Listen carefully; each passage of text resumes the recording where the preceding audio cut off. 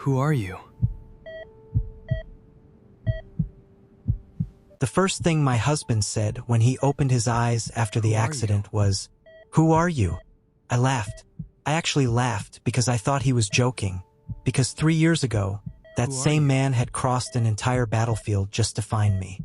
He had held me in his arms while I was bleeding and promised the moon itself that no matter what happened, I would always be his mate, his home. But now, he looked at me like I was a stranger standing in his hospital room. He remembered his name. He remembered his pack. He remembered every friend, every rival, every moment of his life. Every moment except me. The doctors called it a miracle that he survived. They called the memory loss unfortunate. But they didn't know the truth. Because before the accident, my alpha had discovered something that could destroy our entire pack.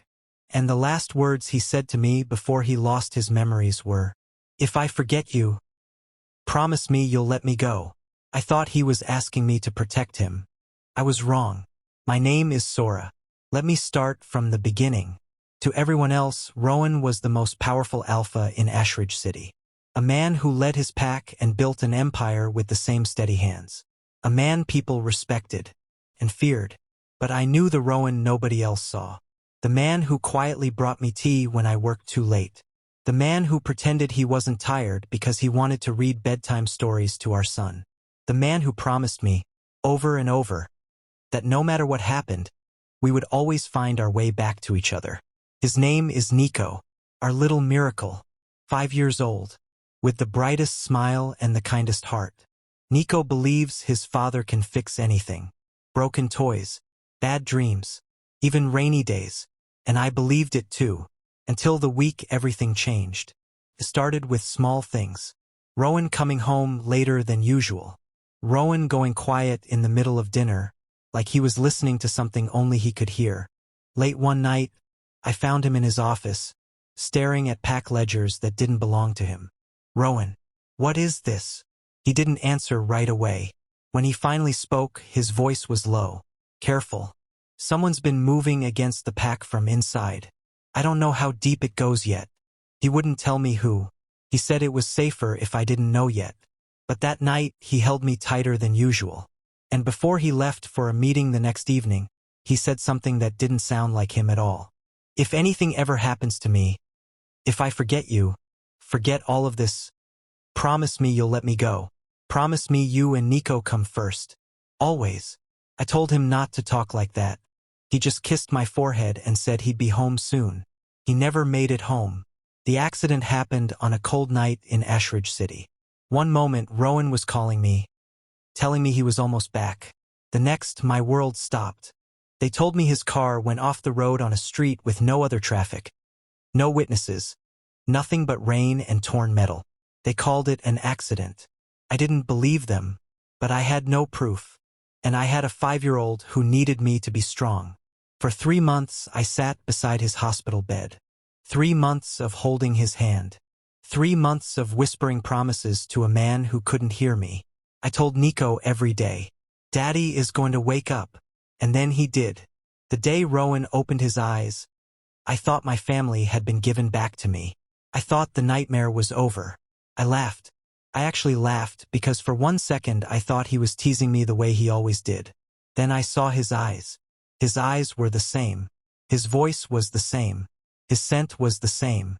But the love I had spent 6 years building a life around was gone. "Who are you?"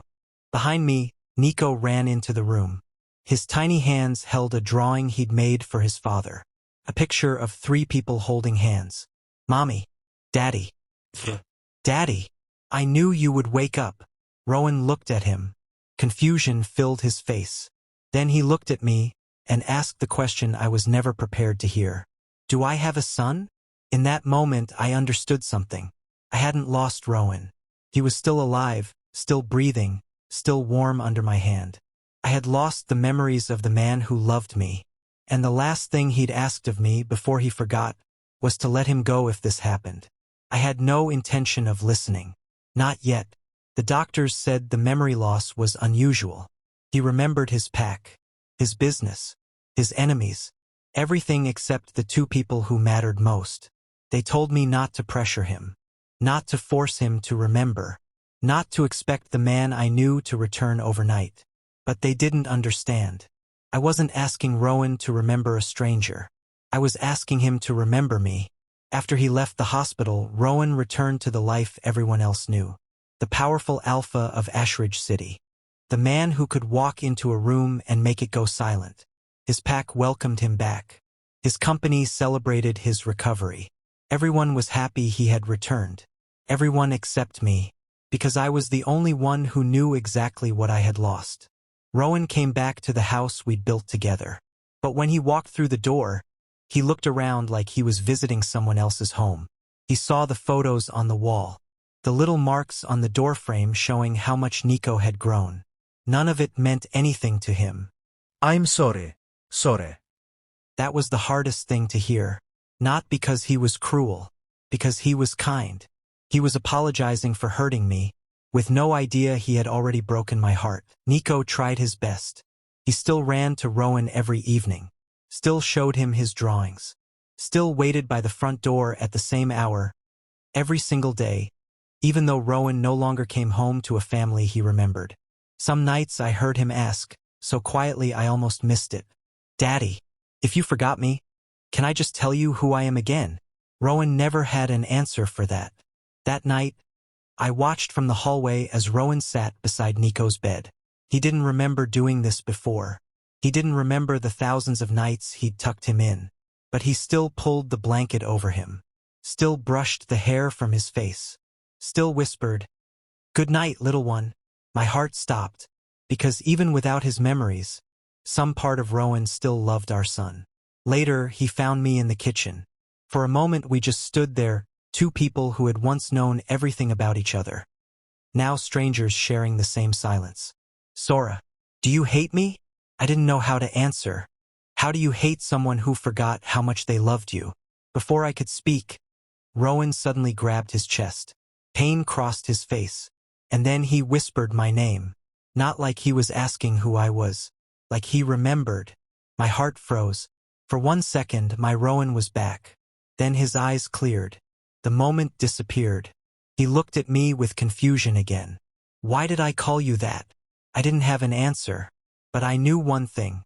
His memories were gone. Yet somehow his heart still knew me. That should have been enough to give me hope. And for a while it was. Until I found the drawer. It was late, and I was looking through Rowan's office for the pack ledgers he'd once tried to hide from me, hoping they'd tell me what he'd discovered before the accident. Locked in the bottom drawer of his desk, I found something else instead. A family photograph. The three of us, smiling, from a trip we'd taken the summer before everything fell apart. Someone had scratched my face out of it, violently, like they wanted to erase me from existing. Underneath the photo was a folded piece of paper, typed, "No signature." 2 words. Separate them forever.